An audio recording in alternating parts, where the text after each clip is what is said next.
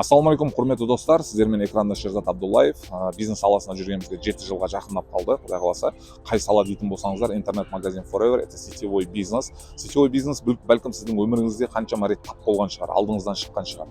Қаншама адамдар сізге өнімдерін пихать еткен шығар, сіз қаншама адамдардан қашқан шығарсыз. Но бұл деген сөз сетевой маркетингнің әрқайсысының системасы дәл солай деген әңгіме емес. Сетевойдың өзінің ішкі жақсы системалары бар. Біз сол системаға сүйене отырып жұмыс жасаймыз. Біз қазіргі қарапайым өмірімізде де сол сетевой бизнеспен айналысып жатырмыз. Бірақ та қалай екенін түсініп жатқан жоқпыз. Мысалы, ақпарат беру арқылы.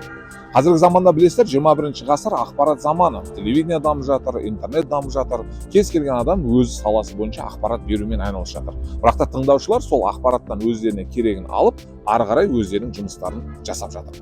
Тура сондай біздің командаға келген адам сетевой бизнеста тек қана өнімді пихать ету емес, адамдарға профессионалды дәрежеде ақпарат беруді үйренеді.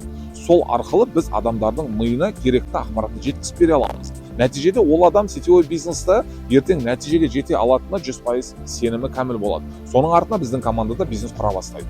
Егер де сіздердің де араларыңызда тура сондай системамен пошагово жұмыс жасап, ай сайын $500 $1000 жоғары ақша табам деген ниеті бар адамдар болса, біздің командаға келіңіздер.